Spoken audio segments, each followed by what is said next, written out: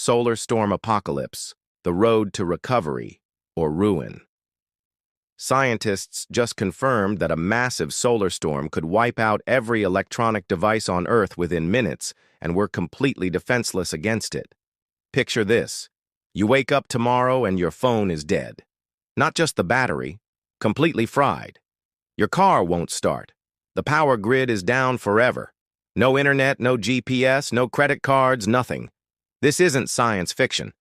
It happened before in 1859, when telegraph wires literally caught fire and shocked operators unconscious. But here's the terrifying part. Back then, we barely had electricity. Today, a Carrington event-level solar storm would send us straight back to the 1800s overnight. Hospitals would lose life support systems. Nuclear power plants would go into emergency shutdown. Water treatment facilities would fail. Within 72 hours, major cities would descend into chaos as food runs out and people realize the lights aren't coming back on. The worst part? We get about 18 minutes warning when it leaves the sun. That's it. 18 minutes to save civilization, and we have no plan. The government estimates it would take 4 to 10 years to rebuild the power grid, assuming we could even manufacture new equipment without electricity. NASA detected a near miss in 2012 that would have caused exactly this scenario. We missed a global catastrophe by just 9 days. 9 days of Earth's rotation stood between us and the complete collapse of modern society. The sun's activity is increasing as we approach solar maximum. The question isn't if this will happen, it's when. And when it does, the lucky ones might be those who don't survive the first week. Surviving the first week is a phrase that trivializes the horror. It's not just about finding canned food or a source of clean water. It's about the sudden, violent tearing of the societal fabric. Within days, the thin veneer of civilization, so reliant on the constant hum of electricity, would evaporate. Imagine the scene in major cities. No traffic lights, no public transport. Cars become useless metal coffins once their fuel runs out. Emergency services, themselves crippled, would be overwhelmed by a tidal wave of accidents, fires, and medical crises. Hospitals, already struggling with the immediate loss of life support, would become charnel houses. Dialysis machines, ventilators, even basic sterilization equipment, all silent.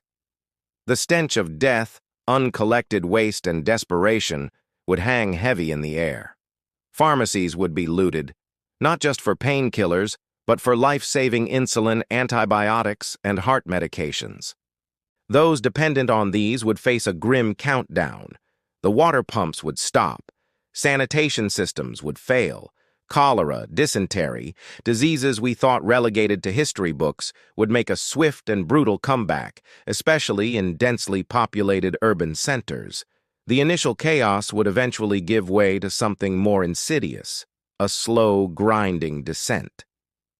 The 4 to 10 year estimate to rebuild the power grid? That's under a best-case scenario, assuming international cooperation, existing stockpiles of massive transformers, which there aren't enough of, and a workforce still capable of complex manufacturing and engineering. But how do you manufacture a giant transformer without electricity to run the factories? How do you mine copper, smelt steel, or even coordinate the logistics of such a colossal undertaking without communication or powered transport? The truth is, that optimistic timeline is a fantasy born from a pre-disaster mindset. The reality would be far darker. Small, isolated pockets of survivors might emerge, but the concept of nations could become meaningless. Knowledge, meticulously gathered over centuries and stored on now useless servers and hard drives, would be lost to all but a few who had the foresight to keep physical copies. Libraries, once beacons of learning, might become mere sources of fuel for fires. As weeks turn into months, the primary human drive would revert to its most basic: survival. Food and water would become the new currency. Those with resources, hoarded supplies, knowledge of foraging, or simply the willingness to use violence would rise. Organized gangs, Local militias, perhaps even remnants of military units operating on their own, would control territories. The weak, the sick, and the unprepared would perish. The very concept of law and order would be a distant memory in many areas. Trust would become a rare and precious commodity. Every stranger a potential threat, every encounter a calculation of risk versus reward. The psychological toll would be immense. Depression, PTSD, and a crushing sense of hopelessness would claim as many lives as starvation or disease. What's the point of living in a world stripped bare? Nuclear power plants, designed for emergency shutdowns, still require active cooling for extended periods. Without power, and without the ability to get fuel or replacement parts to diesel generators, meltdowns would become a terrifying probability, not just in one location, but potentially dozens around the globe, rendering vast swathes of land uninhabitable for generations. This isn't just a return to the 1800s. It's a return to a poisoned, fractured world. But is this bleak picture the only outcome? Is humanity destined for ruin? The human spirit is resilient.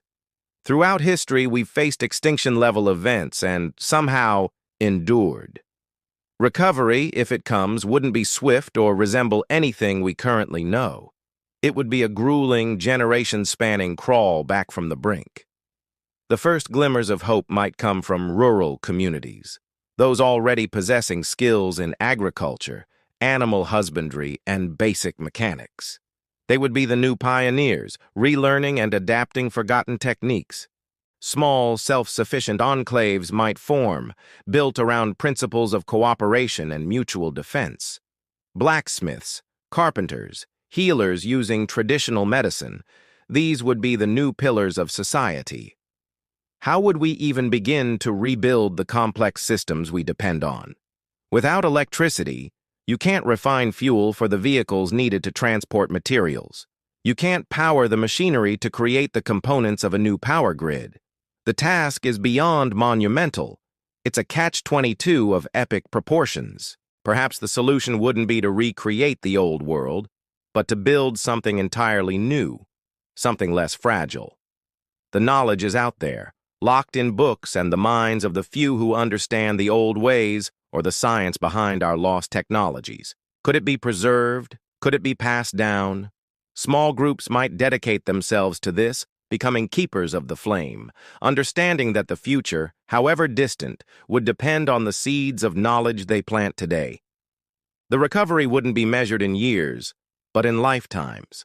The first step would be ensuring basic sustenance and security. Then, perhaps, the slow reestablishment of trade, of learning, of small-scale manufacturing using human or animal power, perhaps even rudimentary steam power, if the skills could be resurrected and resources found. What would society value?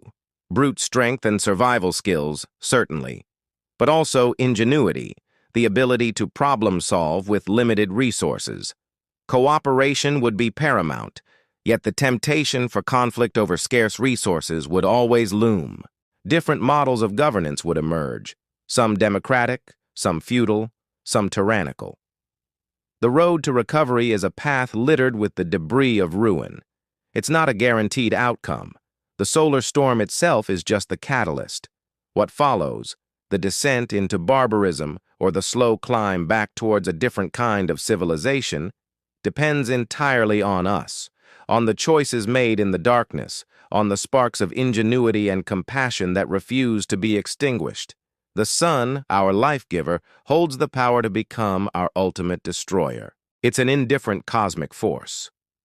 The question that remains, hanging heavy in the silence of a world without power, is not just whether we can recover, but what kind of humanity would emerge from the crucible of such an apocalypse. Would we learn from our fragility, our over-reliance on a single point of failure? Or would the cycle of collapse and struggle simply begin anew under a sky that could, at any moment, unleash its fury once more? The choice, terrifyingly, is ours to make, if we even get the chance to make it after those 18 minutes are up. If you found this video interesting, Please subscribe.